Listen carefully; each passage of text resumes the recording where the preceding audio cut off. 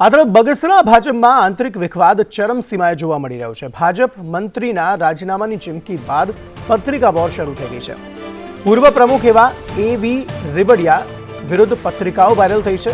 દિનેશ હડિયલની ભાજપમાંથી રાજીનામાની ચીમકી, એવી રીબડિયાના વર્તનને લઈ આ રાજીનામાની ચીમકી ઉચ્ચારવામાં આવી। સંવાદ બેઠકમાં હડિયલે પોતાનું અપમાન થયાનું કહ્યું।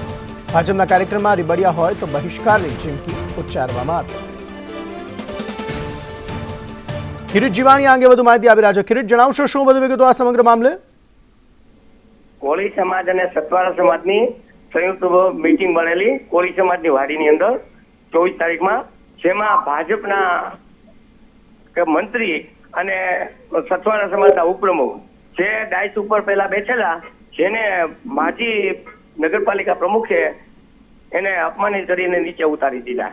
ત્યારબાદ એ ઘટના બનતા આજે સતવારા સમાજે આજે એમના સમાજ દ્વારા પત્રિકાઓ અત્યારે વાયરલ કરી કે જે એવીનો કોઈ પણ કાર્યક્રમ હશે ત્યાં એમને બેસવા પણ નહીં દઈએ અને એના કાર્યક્રમનો અમે બહિષ્કાર કરશું। એટલે હાલમાં જોઈએ તો ભાજપની અંદરનો આ વિવાદ ચરમસીમાએ પહોંચ્યો છે, ગામમાં ચર્ચાનો વિષય બન્યો છે। આભાર સમગ્ર માહિતી આપવા માટે। તો સંવાદ બેઠકમાં હડિયલે પોતાનું અપમાન થયાનું કહ્યું ને એક પત્રિકાઓ જે છે તે આ પ્રકારે વાયરલ થઈ રહી છે કે જો એવો કાર્યક્રમ હશે તો રીબડિયા હોય તો બહિષ્કારની ચીમકી, એટલે કે જે પણ કાર્યક્રમમાં એવી રીબડિયા હશે તે કાર્યક્રમનો બહિષ્કાર કરવામાં આવશે। તો બગસરા ભાજપમાં એકંદરે આંતરિક વિખવાદ જે છે તે સામે આવ્યો છે। ભાજપ મંત્રીના રાજીનામાની ચીમકી બાદ દિનેશ હડિયલ અમારી સાથે ફોનલાઈન પર જોડાયા છે। દિનેશભાઈ, સ્વાગત છે આપનું સંદેશ ન્યૂઝમાં। શું કહેશો? આ પ્રકારે પત્રિકાઓ વાયરલ થઈ છે, આપની પ્રતિક્રિયા?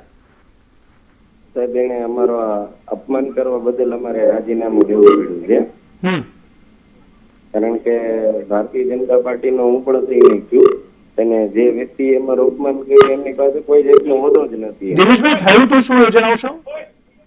એમાં સતવારા સમાજ અને કોળી સમાજનો ભાજપ આયોજિત સંવાદ કાર્યક્રમ હતો અને એમાં પ્રમુખ તરીકે અમારા રમેશભાઈ નકુમને આમંત્રણ હતું। રમેશભાઈને કોઈ કારણોસર બહાર જવાથી એને મને ફોન કરીને જાણ કરેલી કે તું પ્રમુખ હતો એટલે તું જા એમ। એટલે હું ત્યાં ગયો, દીપ પ્રાગટ્યા પછી મને સ્ટેજે ન બેસવા દીધો।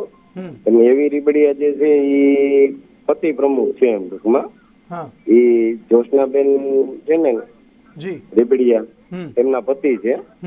ટૂંકમાં જોશનાબેન તો ક્યાંય હોતા જ નથી એમ મીટિંગમાં, પણ પોતે પ્રમુખ છે। જી જી, આ ભાઈ પ્રમુખ તરીકે ત્યાં પણ એન્કરિંગમાં પણ બોલાવડે છે એને। તો આપણે મોવડી મંડળને આ બાબતે જાણ કરી ખરી કે આ પ્રકારનું વર્તન આપની સાથે થયું?